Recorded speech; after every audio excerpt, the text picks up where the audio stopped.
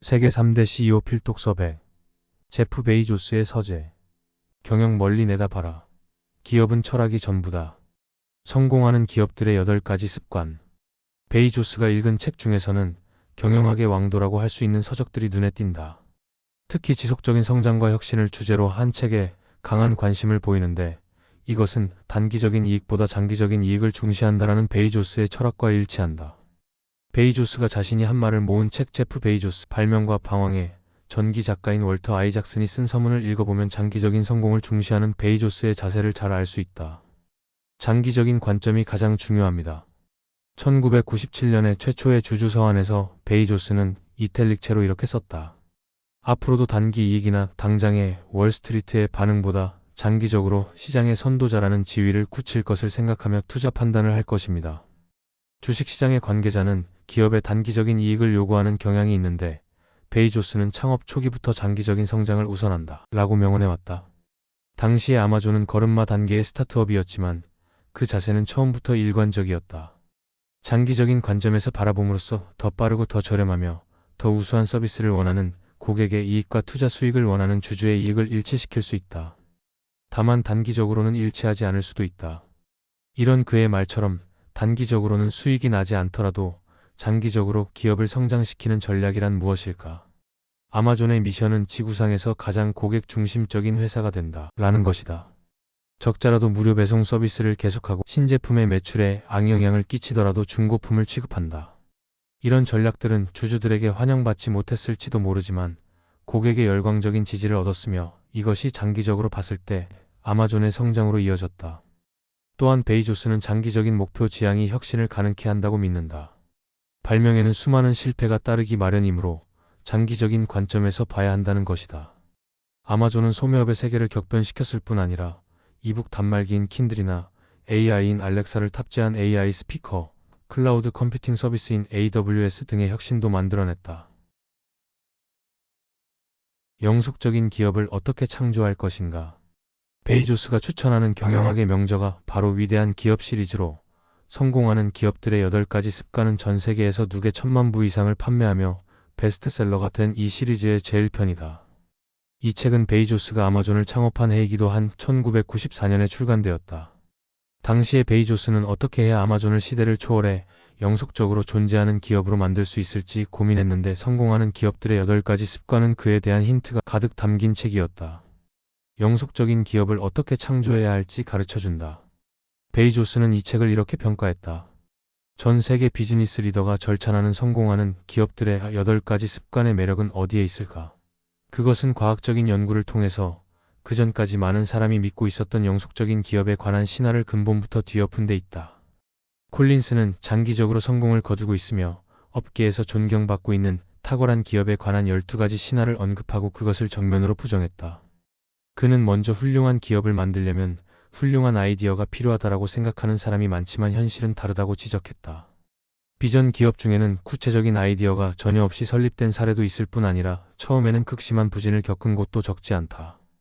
예를 들어 소니는 어떤 제품을 만들지 결정하지 못한 상태에서 창업했다.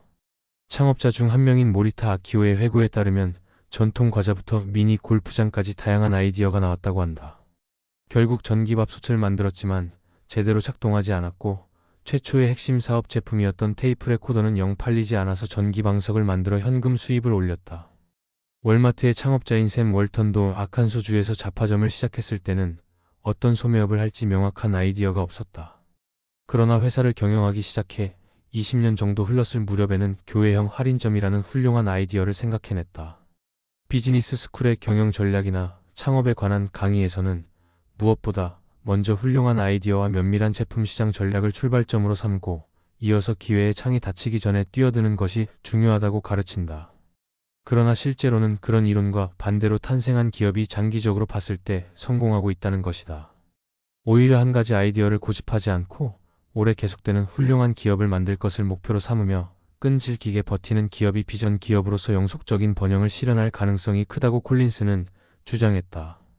또한 콜린스는 비전 기업에는 비전을 가진 위대한 카리스마적 지도자가 필요하다라는 믿음도 틀렸다고 지적했으며, 비전 기업의 비전을 가진 카리스마적 지도자는 전혀 필요가 없다. 그런 지도자는 오히려 회사의 장기적 전망에 마이너스가 될 수도 있다. 라고까지 말했다.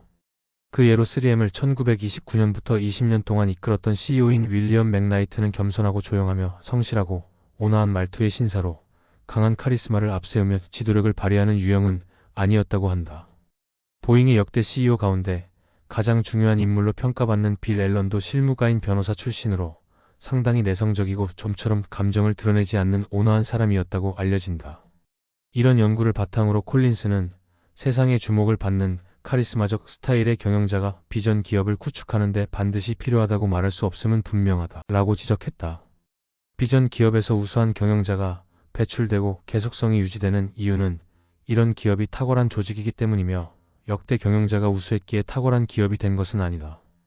카리스마를 가진 개인에게 의존하지 않아도 지속적으로 성장할 수 있는 조직을 만드는 것이 중요하다는 주장이다. 그런 까닭에 많은 비전 기업이 회사 내부에서 가치관을 공유하고 인재를 육성하는 데 힘을 쏟고 있다. 이익 추구로는 큰 성공을 가져올 수 없다. 이어서 콜린스는 특히 성공한 기업은 이익의 추구를 최대의 목적으로 삼고 있다라는 이미지도 틀렸다고 말했다. 과거 비즈니스 스쿨에서는 주주의 이익을 최대화하는 매니지먼트를 높게 평가하는 경향이 있었다. 이익이 증가하면 배당이 늘어나고 미래에 대한 기대감이 높아져서 주가가 상승하는 경우가 많기 때문이다. 그러나 비전 기업의 목표는 다양하며 이익을 얻는 것은 그 목표 중 하나에 불과할 뿐 아니라 가장 큰 목표가 아닐 경우가 많다. 글로벌 제약 기업인 머크는 회선사상충이라는 장 속의 회충이 일으키는 감염증인 회선사상충증의 치료제인 맥티잔을 개발했다. 아프리카와 남아메리카 등지에서 사는 수천만 명을 열대병으로부터 구하는 약이다. 머크는 1987년부터 이 약을 수량과 기한에 제한을 설정하지 않고 무상으로 제공하고 있는데 이것은 맥티잔의 투여 대상 중에 빈곤 지역에서 사는 사람이 많기 때문이며 그 배경에는 창업기의 경영자였던 조지 W. 머크의 의약품은 이익을 위한 것이 아니라 사람들을 위한 것이라는 경영 철학이 자리하고 있다. 또한 콜린스는 비전 기업은 단순한 돈벌이를 초월한 근본적 가치관이나 목적 같은 기본 이념도 똑같이 소중히 여긴다. 라고 말했다. 그런데 장기적인 데이터를 분석해보면 비교 대상으로서 이익을 최우선으로 여기는 경향이 강한 기업보다도 비전 기업이 더 많은 이익을 내고 있는 경우가 많다고 한다. 기업을 변화시키는 것을 중시하는 경영자는 이 세상에서 변하지 않는 진리는 모든 것은 끊임없이 변화한다는 것뿐이다. 라는 말을 즐겨한다. 일반적으로도 장기적으로 성공하고 있는 기업은 끊임없이 변화하고 있다는 이미지가 있을 것이다. 그러나 비전 기업을 살펴보면 전략은 바꾸더라도 경영 이념 같은 근간에 자리한 부분은 바꾸지 않는 경우가 많다고 한다. 기본 이념을 신앙에 가까울 만큼 열정적으로 유지한다. 바꾸는 경우가 있기는 하지만 매우 드물다. 비전 기업의 근본적 가치관은 흔들리지 않으며 시대의 흐름이나 유행에 좌우되지 않는다. 라고 콜린스는 지적했다. 특히 비전 기업의 기본적인 목적, 즉 존재 이유는 지평선 위에서 계속 빛나는 별처럼 수세기에 걸쳐 기업이 나아갈 방향을 알려주는 이정표가 될 수 있다. 라는 말은 인상적이다. 당시는 기업의 존재 의의가 지금처럼 주목받지 않았는데 콜린스는 그 중요성을 약 30년 전부터 인식하고 있었다. 기본적인 변화를 촉진하려면 회사의 외부에서 CEO를 영입해야 한다는 신화도 있다. 경영 부진에 빠진 기업이 변혁을 위해 경험이 풍부한 전문 경영자를 외부에서 초빙하는 사례는 분명히 자주 볼 수 있다. 그러나 비전 기업에서는 기업에서 성장한 인물이 최고 경영자가 되어 기본 이념을 유지하면서 성장을 실현하는 경우가 많다고 한다. 콜린스의 연구에 따르면 18개 비전 기업의 113명에 이르는 CEO 가운데 외부에서 초빙된 사람은 3.5%에 불과하며 이것은 22.1%를 기록한 비교 대상 기업의 6분의 1에 불과한 수치다. 비전 기업은 회사 내부의 인재 육성에 힘을 쏟는다. 기업 내 대학교를 설립하는 등의 방법으로 수많은 리더를 육성하고 있는 것이 경영 기술이 뛰어난 인재의 층을 두껍게 만들고 있다. 2021년에 아마존의 CEO를 퇴임한 베이조스도 회사의 내부에서 후계자를 선택했다. AWS의 최고 경영자였던 앤디 제시다. 하버드 비즈니스 스쿨을 졸업하고 1997년에 입사한 이래에 아마존 외길을 걸었던 인물로 회사의 내부에서 경영 기술을 갈고 닦은 뒤 AWS 사업을 설립 초기부터 이끌어왔다. 회사를 신봉하는 문화를 만든다는 것. 특히 재미있는 점은 비전 기업에는 사교 같은 기업 문화가 존재한다는 것이다. 사교에는 반사회적 신흥 종교 같은 부정적인 이미지도 있지만 성공하는 기업들의 8가지 습관에서는 긍정적인 의미로 다뤄진다. 비전 기업은 마치 종교 같아서 기업의 이념이나 스타일을 신봉하는 사람에게는 편안한 곳이지만 그렇지 않은 사람은 일하기가 싫어질 가능성도 있다. 고객 서비스에 열광적이 될 것을 주문하는 월마트의 방식에 불편함을 느낀다면 월마트의 일원이 될 수 없으며 프록터와에 열중하지 못한다면 프록터 앤드 갬블 P&G와 P&G의 일원이 될 수 없다는 것이다. 콜린스는 선견성 비전에 리은 상냥함이 아니며 자유분방함을 허용하는 것도 아니다. 사실은 정반대다. 비전 기업은 자신들의 성격, 존재 의에 달성해야 할 목표가 명확하기에 자사의 엄격한 기준에 맞지 않는 사원이나 맞추려 하지 않는 사원이 일할 수 있는 여지가 줄어드는 경향이 있다. 라고 말했다. 콜린스는 비전 기업에는 사교와 공통되는 4가지 특징이 있다고 지적했다. 그것은 이념에 대한 열광, 교화를 향한 노력, 동질성의 추구, 엘리트주의다. 사교적인 기업에는 채용 시점 혹은 입사 후에 이른 시기에 자사의 기본 이념과 맞지 않는 사원을 엄격히 선별하는 경향이 있다. 그런 다음 남은 자에게는 강렬한 충성심을 불어넣고 행동에 영향을 끼침으로써 사원이 기본 이념에 따라 열정적으로 일관되게 행동하도록 만든다.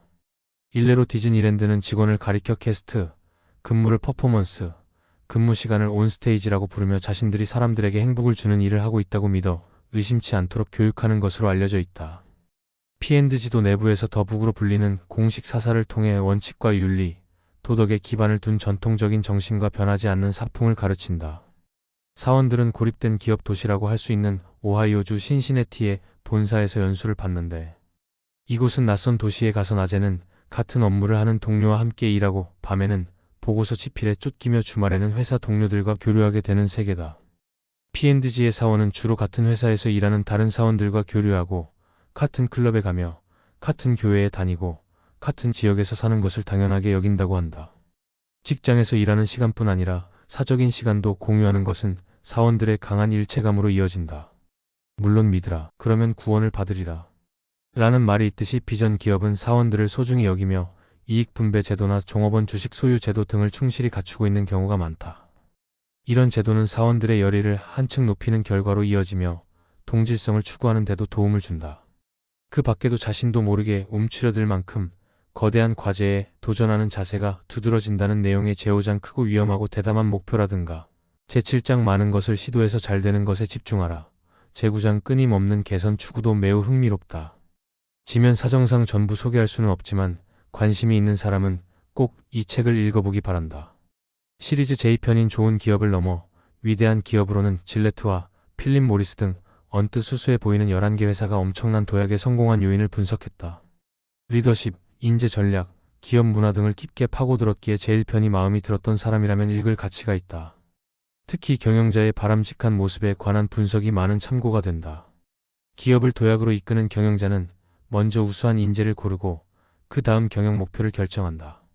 자사가 어떤 부분에서 세계 최고가 될 수 있을지, 열정적으로 몰두할 수 있는 부분은 무엇일지 깊게 생각하며 필요하다면 기존의 중액 사업을 벌이는 결단조차 내린다. 라고 한다. 또한 과감한 개혁이나 아픔을 동반하는 대규모 구조 조정에 나서는 경영자는 거의 예외 없이 실패하는 반면 뛰어난 경영자는 결과적으로는 극적인 전환으로 보이는 개혁을 회사 내부의 규율을 중시한 문화를 구축하면서 천천히 시간을 들여 실행한다. 라고 콜린스는 지적했다. 수많은 도전 끝에 한 줌의 커다란 성공만 남긴다. 베이조스는 아마존을 경영하면서 성공하는 기업들의 8가지 습관에 적혀있는 많은 내용을 실천했다. 말하자면 이익 추구를 최대의 목적으로 삼지 않는다의 경우 장기적인 성공을 우선하고 당장은 적자라도 고객에게 만족을 주는 서비스를 제공한다는 자세를 보였다. 또한 변하지 않는 기업 이념에 관해서는 창업 이래 고객지상주의를 철저히 지키고 있다. 아마존에서 일하는 사람이라면 누구나 스스로 리더가 될 것을 요구받는다. 이미 언급했던 리더의 원칙이라는 14가지 항목으로 구성된 아마존의 신조 중 첫째는 고객 중심주의다.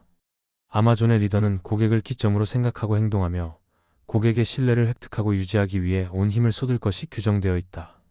둘째는 주인 정신으로 리더에게는 주인 정신을 갖고 장기적인 시점에서 생각하며 단기적인 결과를 위해 장기적인 가치를 희생하지 않을 것이 요구된다.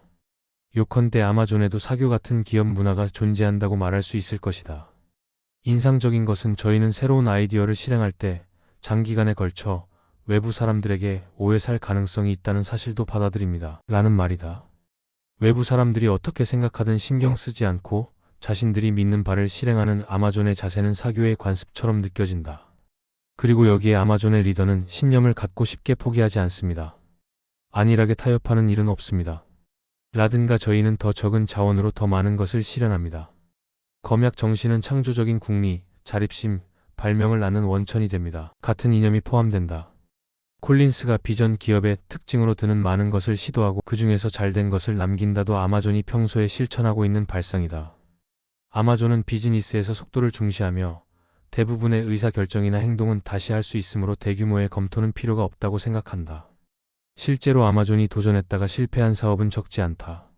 그 중 하나가 스마트폰으로 2014년에 파이어폰을 발표하며 스마트폰 시장에 뛰어들었지만 대량의 재고를 끌어안은 채 불과 1년 만에 철수하고 말았다. 그 밖에도 호텔 예약이나 검색 서비스, 신발과 핸드백 판매 사이트 등 다양한 실패 사례가 있다. 이처럼 아마존은 다산다사를 각오하고 혁신에 도전해 그 중에서 한 줌의 커다란 성공을 만들어낸다는 자세를 철저히 유지하고 있다. 이와 관련해 베이조스는 아마존은 세계에서 가장 실패를 많이 하는 기업입니다. 라고 이야기한다. 과거의 영광을 잃어버린 기업들의 공통점. 주의해야 할 점은 콜린스가 이 책에서 비전 기업이라며 칭찬한 기업이 훗날 그 광채를 잃은 사례도 적지 않다는 것이다. 휴렛 패커드 HP야 HP는 경영 재건을 위해 외부에서 AT&T 출신의 칼리 피오리나를 초빙했지만 실적은 회복되지 않았다. 나도 피오리나를 취재한 적이 있는데 카리스마가 있는 경영자였다. 그러나 피오리나는 개혁에 실패해 경질되었고 그 후 HP는 구조조정과 기업 분할을 거듭하는 가운데 쇠락의 길을 걸었다. HP의 전 경영 간부의 지적처럼 많은 사람이 찬사를 보냈던 HP웨이라는 경영 이념도 존중되지 않게 되었다. 제너럴 일렉트릭 GE도 과거의 영광을 잃어버렸다. 잭 웰치의 뒤를 이어 2001년에 CEO로 취임한 제프 이멜트는 처음엔 놀라운 수완을 발휘했지만 사업 포트폴리오의 교체에 실패해 실적 악화와 주가 하락을 초래했고 결국 2017년에 퇴임하고 말았다. 그 후 지인은 외부에서 CEO를 초빙했지만 구조 조정이 가속되면서 존재감은 떨어져만 갔다. 그리고 2018년에는 1896년에 창립된 이래 120년 이상 포함되어 왔던 다우존스 산업평균지수 구성 종목에서도 결국 제외되고 말았다. 과거에는 미국을 대표하는 기술 회사였던 모토로라도 추락했다. 모토로라는 우수한 무선 기술을 보유하고 라디오, 텔레비전, 반도체, 휴대전화 등으로 사업의 축을 옮기면서 지속적인 성장을 계속해온 기업으로 1990년대에는 휴대전화 시장에서 세계 점유율 1위를 자랑하기도 했다. 그러나 휴대전화 시장의 경쟁이 치열해지는 가운데 경쟁력을 유지하지 못해 실적 부진에 빠졌고 여기에 차세대의 기둥이 되어줄 제품도 개발하지 못했다. 결국 2003년에 창업자 가문인 크리스토퍼 갤빈이 CEO의 자리에서 물러나고 소프트웨어 기업인 선 마이크로 시스템즈 출신의 에드 젠더가 CEO로 초빙된다. 나는 미국에서 젠더를 몇 차례 취재한 적이 있는데 검은색 양복을 말끔히 빼입은 실력 좋은 영업사원 같은 인상이었다. 성장 국면에서 착실히 전략을 수행하는 실력은 뛰어나지만 새로운 아이디어나 방향성을 제시하고 변혁을 선도하는 유형은 아니었던 듯하다. 그래도 모토로라는 2004년에 폴더형의 얇은 휴대전화 레이저를 데이트시키며 한숨 돌리게 된다. 당시 뉴욕 특파원이었던 나도 레이저를 사용했으며 그 세련된 디자인을 좋아했다. 그러나 애플이 아이폰을 발매하며 시대가 스마트폰으로 이행하자 젠더는 효과적인 대응책을 내놓지 못했다. 그런 가운데 2008년 가을에 리먼 브러더스 사태가 일어나면서 모토로라는 경영 위기에 직면하고 결국 핵심 부문인 휴대전화 사업부를 구글에 매각한다. 그 후 이 사업부는 중국 기업인 레노버의 산하가 된다. 수많은 변화에 교묘히 대응해 장기적으로 성공을 거두며 존경을 받아왔던 HP와 GE, 모토로라가 추락한 것은 참으로 놀라운 일이지만 이들에게는 공통점도 있었다. 성공하는 기업들의 8가지 습관에 적혀 있듯이 최고 경영자를 회사 내부에서 성장한 인물에게 맡기지 않고 외부에서 영입한 것이다. 외부 출신의 경영자는 단기적으로 성과를 낼 것을 중시하며 즉효성이 있어 보이는 대책을 잇따라 실행했다. 그렇게 무작정 사업 매각과 인원 감축을 반복한 결과 새 기업은 순식간에 과거의 광채를 잃어버렸다. 성공하는 기업들의 8가지 습관에서 이야기하는 우수한 기업 문화나 경영 이념의 본질을 깊이 이해하고 있지 않다면 구조 개혁을 성공시키기는 어려운 듯하다.